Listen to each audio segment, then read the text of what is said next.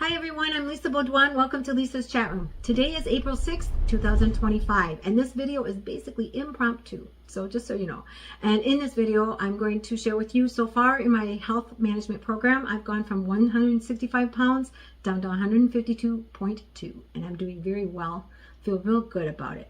So I want to share that with you. I want to share some insights with you, talk about the binder a little bit, talk about the way I see things in my home.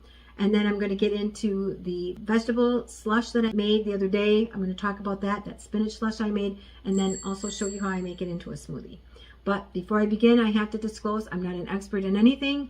Anything I share with you, if you try it, use it, or buy it, you do so at your own risk and peril. Also, too, I'm not affiliated, endorsed, or reimbursed by any company or product that I talk about in my videos. And then finally, if you get something from this video, please give it a like, subscribe, share with friends and family, drop a comment below, and click the notification bell so you see the ones coming out as I do them. Anyway, I want to get through this today because I want to bring you more into this journey of the weight loss program that I've created. So here's my binder. I've talked about it quite a bit. I've talked about the scheduling and how we condense 48 weeks and we split them, and then you can split them into quarters, so 4 weeks. We don't look at it by month, we just look at it by weeks. We don't really track the dates, only to help us assess things. But what's most important is looking at it week by week. We're trying to become more objective. So that's what the scheduling is, basically scheduling things in. The charting is basically writing things down, and we do that using that format. And then the other thing I wanted to talk about is my house. My house is my healthcare clinic. That's right. So the subjective, objective assessment and plan that I go on about, this is what happens when you go into a doctor's examination room, when you're either in urgent care or doing a wellness check, whatever it is. Subjective is you or me, the patient coming in. The person that pulls you into that room is the medical assistant or a helper or even a nurse. Sometimes it might even be the doctor if they're shorthanded. But basically what they're doing is, for instance, when you get to the clinic, maybe you're sick and you write down your symptoms. And then the caretaker who's bringing you in takes and gets your weight, which is a vital. Then they'll take your temperature, which is another vital. They're having you calm down a little bit because they want to take your pulse and blood pressure. And as they pull you into that room, they're going to ask you what's going on today. And I used to think to myself, well, gee, I just told you on that sheet of paper, right? But that's not right. So what happens is then you start to talk about it more. And that caretaker is going to hone in on certain things that you talk about. Like maybe I've been coughing. I can't stop coughing. Well, what kind of cough is it? Is it a wet cough, dry cough? Is it deep? Is it shallow? Is it in your throat? They'll ask you all these types of questions. How long have you had it? Those things that you probably didn't write on that sheet of paper. Then once they're done with their input of the vitals and what they see your symptoms are, then the doctor will look at that, assess it, come into the room and do what's called a HEAT, head, ears, eyes, nose, and throat examination, along with anything else they need to do to assess your situation. And they'll ask you the same thing. So what's going on today? And you're like, I just told the nurse or the caretaker. And the reason is it's called subjective focused mindset. This is where it's bringing you deeper and deeper and deeper into the discussion of your symptoms. And hopefully by the time your doctor walks in, you're supposed to be thinking about what's going on with you, because you want to give all the information that you can to that doctor. So if anything, write it all down on a sheet of paper and hand it to the doctor, or just read it to the doctor when they come in, read it to the nurse, because oftentimes you'll forget. Like the last time I went in, I was really, really sick. And I forgot to mention, oh yeah, my grandkids have pneumonia. I mentioned it finally when the doctor came in, and I'm trained on it. So I usually write down the symptoms now as much as I possibly can before I go in, so I'm prepared. But that's subjective focused mindset. So I'm the patient in that instance. You are the patient too. And then you've got the caretaker that's bringing you into the room and taking your vitals. And then you have the doctor who is overseeing the situation and also to doing the assessment.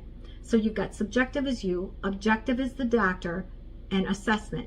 And that doctor will assess the situation, and dependent upon their years of experience and also to the pulse of the clinic, what's going on, what are the sicknesses of today and yesterday. There's always like a round of different things. RSV, or maybe you got pneumonia, maybe you got COVID-19, maybe you've got that and it's been a trend. So they'll look at that, but they will also take and do any extra tests they need. But if they don't do tests, what they will do is in their mind, they're shuffling your symptoms and saying, well, it could be this, this, and this, and this. They're creating arguments.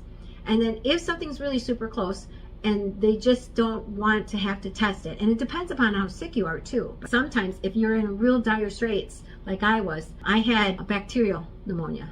And there is viral pneumonia, there's also fungal pneumonia. So it was going around. So, and then by telling him, well, yeah, my grandkids have it, that's pretty much in the bag.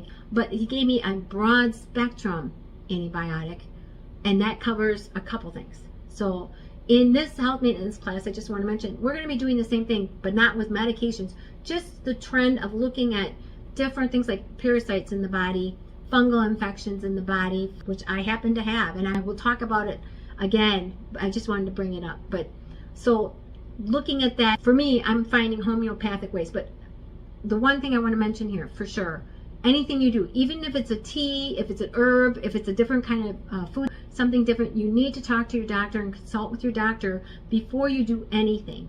Because if you're on some type of medication, this can hurt the medication and can stop it. So always check with your doctor. For me, I'm going to try some different things. I believe that they're basically homeopathic, but you should always check with your doctor no matter what I say, and make sure that you're cleared to try something new. For the most part, when we talk about the diet, it's nothing that I know is bad, but you might be allergic to something and I'm not. So you still have to be careful. That's why I give you the disclosure. I think oftentimes I see so many people out there giving advice, and a lot of times it can be bad advice for you because it might not work with your body or what you're doing, and you just have to be careful. And I found that when I was doing my research on baking soda to create washing soda, I would never do that. The most important thing is you're burning off carbon dioxide, but the second most is it's a waste of time and energy to me. And then you're breathing that in as you're putting stuff in the cake pan. Forget it.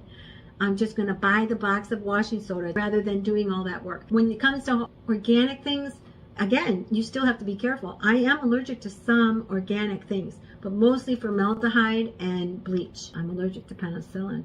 Mold issue is what I think it's about, and the chemicals that have to do with that. I'm not quite sure. I'm not a chemist. I'm just a researcher trying to figure it out. And if I find an answer, I share it with you, but it might not be your answer.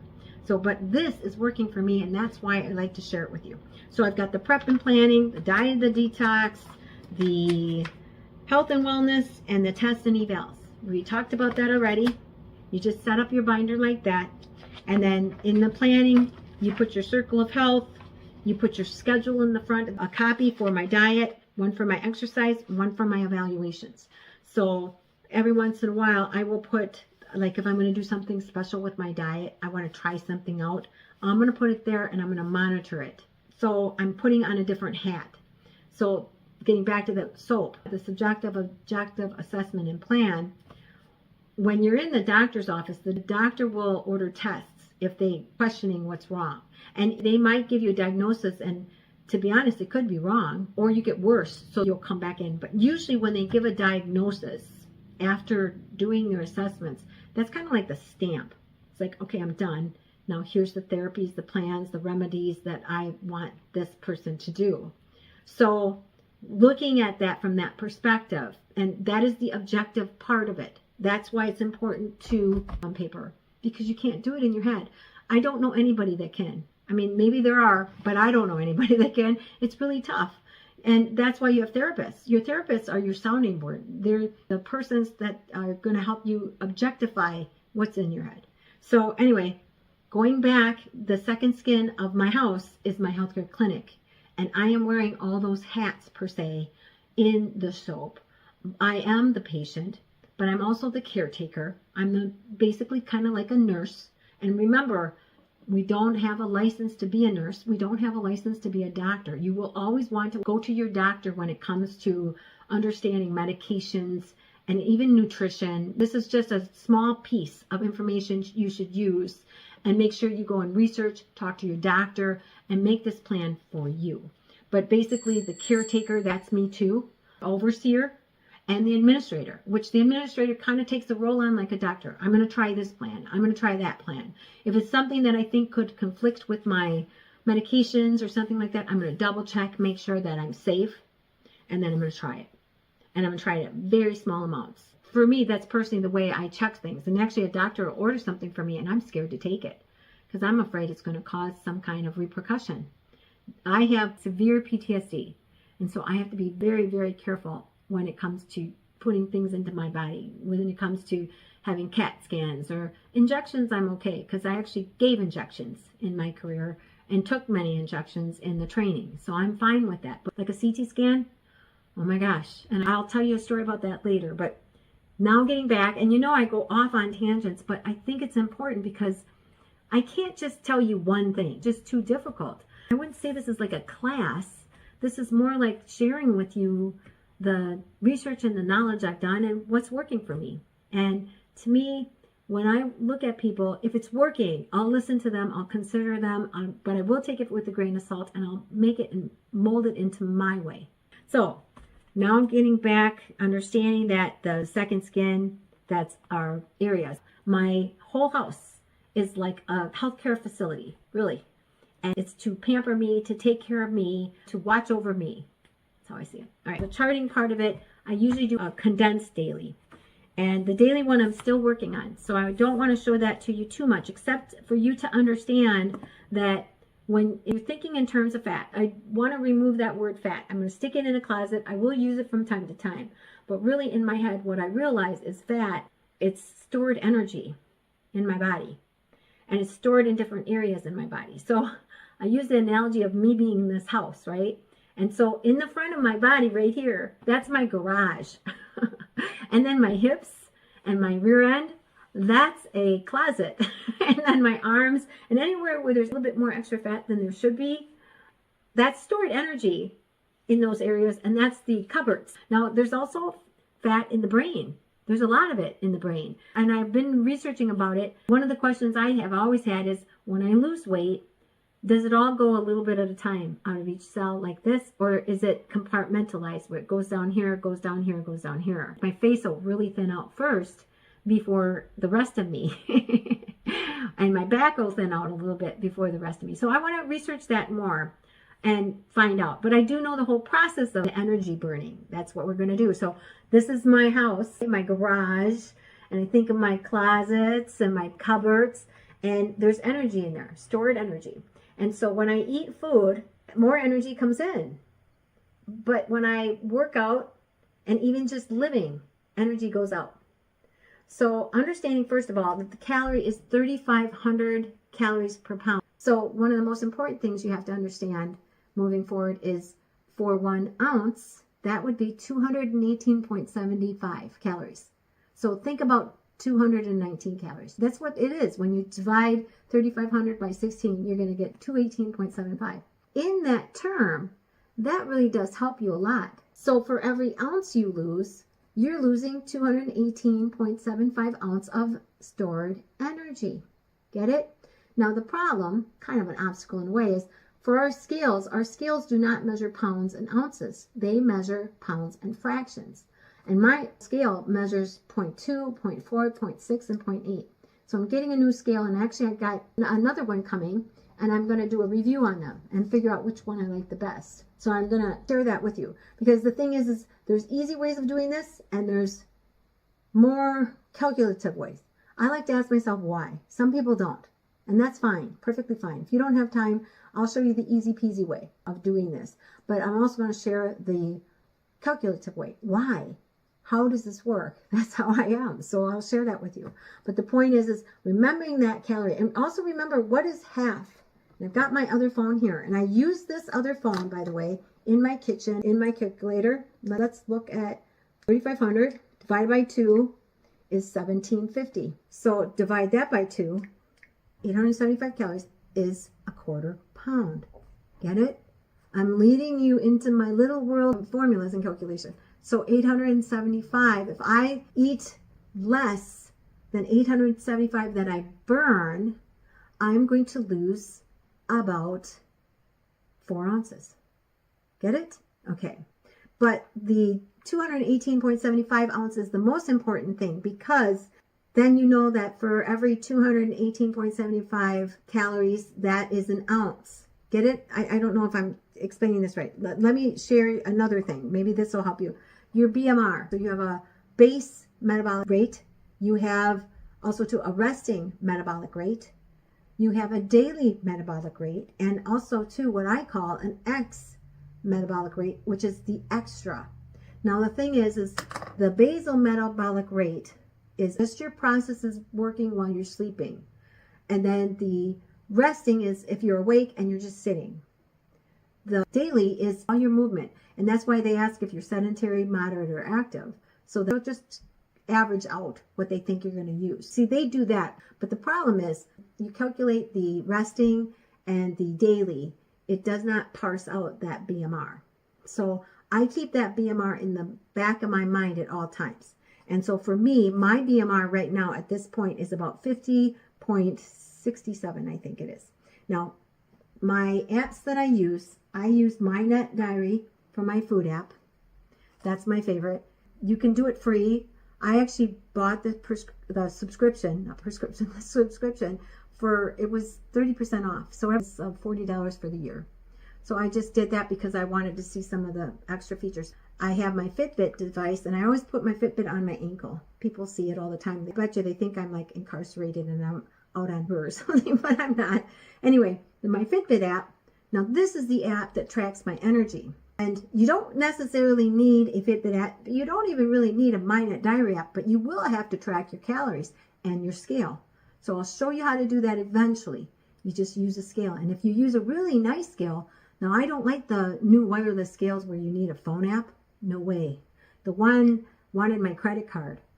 I'm not giving you any of that. I bought one, a nice one, but it doesn't have that connection to my phone. I don't want that. I like keeping things separate. So, but with the Fitbit app, what that does is it shows me, if I go into the calories here, so far I've burned 1235 calories. It shows me, see those lines? See the lower lines? That is my BMR when I was sleeping. And so according to the Fitbit, if I push on this, it shows you hourly. They're saying that my BMR is 50 calories per hour. Now, the strange thing about this, up here at the top, it tells you how many you burned. See that, 1235? But if you count all that together, it does not amount to 1235. And there's a reason. Rounding this BMR. So I created a calculator on my Excel file so that I could do this, and now I can just do it by hand. And I can see the percentage that they're saying. There's different formulas that I will show you. I'll just introduce you to a few of them. The one, I'm trying to think, I'm so sorry. Rosa was done in 84. This Rosa name, and then Mifflin St. Joe was done in 90. And that's the one that seems more accurate with what this is tracking. I can also just add that 875 to whatever I ate, and that's how much I need to burn for the day. There's your answer. If you just want to lose weight, you want to stop right here, that's what you do. If I eat 1,200 calories in a day, I have to increase my caloric count by 875 in energy. I have to burn 2,800, I should know this, but 1,200. I have to burn 2,075 calories in that day. So if I happen to eat a little bit more than I should, well, then I just increase my energy. I just do more, work out more, run around more, clean my house more. So I get up to the amount, and it's just math. Now, this might not be how the experts do it, but it's how I do it. And is it exact? No, because part of the problem is the Fitbit app, it is probably closest because it's monitoring my heart rate, and they're pretty darn good. But I use the 3,500 as a constant. So what I'm trying to get at here is, here I've got some sauerkraut. Now I eat this 3 times a day, 2 tablespoons. It's only a whopping 5 calories. Remember, it takes 218.75 calories to make an ounce. And you got to think of your stored energy as ounces, quarter pound, half pound, 3/4 pound, 1 pound. That's how you look at it. And you're just doing the little math, ticker taping it down. Okay, so, but here's my olive oil, which try to buy this in glass. It's 130 calories for 1 tablespoon. So this is very important to take in. Terribly important. This is too. They're nutrient dense. So this is why I make sure I get them. But I'm very careful with this one. So I use a teaspoon in my smoothie. And I'll show you in a minute here. I'm going to get done. I use a teaspoon in my smoothie every single day. Why? Because I need a lubricant. So oftentimes I will also use the automobile as an analogy. The automobiles that have electrical and use fuel. And we have a lubricant system. So does the automobile. You put your oil in your car. That oil is going through for several reasons. It's going through to keep the engine cool and also to remove any debris. And then it goes down into the oil filter. And so that's what's happening. The other part of that is you only put specific things in that car as far as oil. Well, same for us. We should only be taking in specific oils that we need for our lubricant system. Get it? Yes. So anyway, but the point is, this is 130 calories and this is 5. So for instance, I could get up in the morning, I could eat a bowl of oatmeal and even use a teaspoon of sugar, which is about 15 calories, which I have no problem with. I have problems with the sugar alcohols and even honey, but I could get up and I could eat that and I'm going to have about 200 calories. That's going to be a 4-hour burn. My BMR is going to burn for 4 hours. That's the process I think about versus a donut. How much calories is in a donut? 300, 400, sometimes 500 calories in a donut. That's going to take 10 hours of my base metabolic rate to burn. 10. So to me, I look at it and say, well, first of all, what is in this product that's going to give me nutrition? Because we have the systems of our body, but the other system we don't talk about or think about in that way is food, because food is the delivery system for nutrition. So you want to make sure that you are getting the nutrition out of your delivery system. And yeah, you want it to taste good, but you got to make sure that you're optimizing that nutrition while taking from your calorie reserve. Because what you're doing is, here's your reserve, garage and everything. The food's coming in, and then the energy is going out. So we're going like this, okay? So when you eat less food calories with dense nutrition, such as vitamins, minerals, probiotics, well, what's going to happen is that reserve is going to start to burn and it's going to start to go out. And remember, 218.75 calories per ounce, 875 calories per quarter pound. So, and it's just simple math. So again, if you want to lose a quarter pound, you just have to make that compensation. Now, I don't usually make that compensation in my food. What I do is I just increase my energy. I remember once I went to a doctor and said, I don't know what's happening, I'm gaining weight. I think it was only like 10 pounds overweight. He goes, well, you got to work out more. And he's right. He just didn't explain it to me. I'm like, why? So, but I didn't. And the other thing is corn syrup. I learned through this binder that corn syrup is so bad for me. I can't say for you, but for me. When I was eating something that had corn syrup, it was cranberry sauce in a can, I was instantly hungry. Like I couldn't even feel nothing. So the idea too is to realize while you're eating the food, you got to ask yourself, okay, how long is this going to fill me up? That's part of that equation of what food is supposed to be, that delivery system for you. So that's the other side of this. So I wanted to get through that, make sure I talk about that a little bit. I'll talk about it a little bit more as we move forward, but I'm going to get into the diet detox and I'm going to talk about, first of all, the slush that I made last time.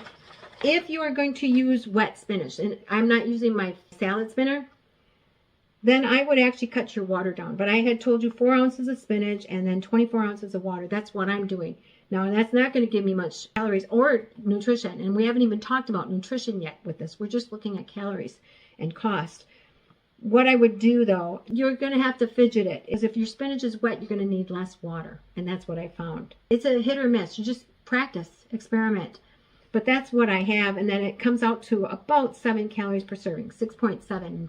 Part of the issues with all these labels and whatnot too is they don't tell you everything and they round everything. So when you start to study this, you just got to get a little give on it. Tomorrow, if I'm a little heavier, okay, I didn't go to the bathroom yet, or maybe I ate too much salt, maybe I ate too many calories. Maybe the calorie count that I thought it wasn't. I've done that, messed up, forgot to put something in my calorie counter, which, by the way, on my Myonet diary, I put everything in here. I don't even write it down anymore in a daily diary. It goes in here along with my weight every single day. Same thing with the Fitbit. I put my weight in with the Fitbit every single day. Why? Because BMR changes as you lose weight. And unfortunately, it goes down. But if you optimize your nutrition, it's going to peak a little bit. And I've noticed that. Also, too, they say if you build muscle, it's going to be a little bit more. And why? Because muscle takes more energy. So as I lose the weight, now the time is to start to lose that weight, but also start to try to build the muscle up. And that's why I started going to the gym during this phase. I really wasn't even doing anything during the first phase, just learning about the foods I'm taking in. So getting back to here, here's the slush. And what I would suggest you do is for the week, you've got these in your freezer, you've got one in your refrigerator. When you get halfway through at least, or even when you start this one, take one out of the freezer. So always have one in the refrigerator with this one and do that because it takes a long time for it to thaw out. So here I've got that. I've got my digital scale, which we'll talk about digital scales in another video. I'm going to set my jar on the scale, and then I'm going to tar. I think that's what it's called. I'm going to tar it out. I'm going to be careful and shake this up. And I'm going to use 7 ounces of my smoothie, or my sludge.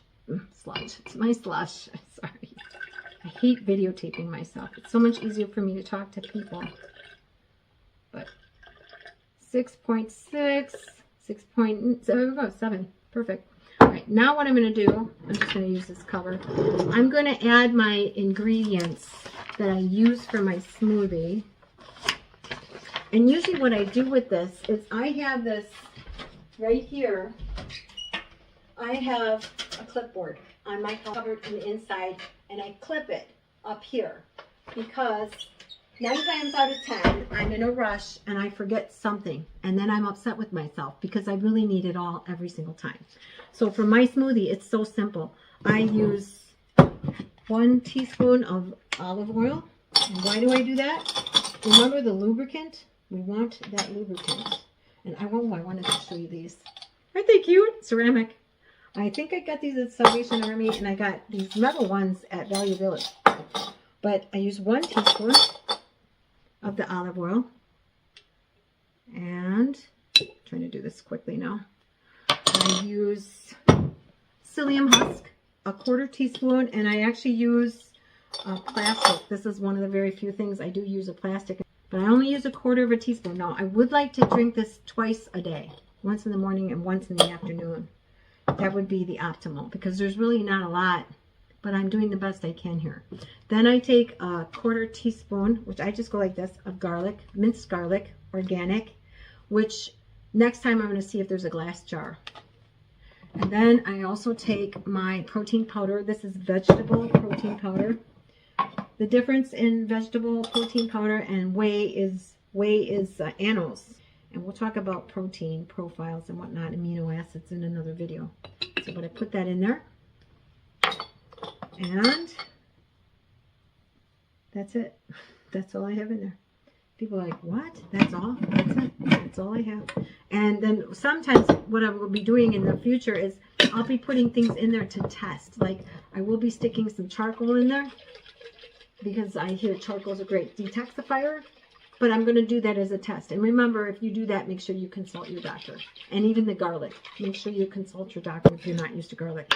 Garlic can drop your blood pressure, and it's a detoxifier. What it's doing is it's detoxifying the toxins in my body. It's pulling them out, and I will share a story with you about that in the next video when we talk about diet and stuff. But it's a detoxifier, and it helps encapsulate that too. But I don't take a lot.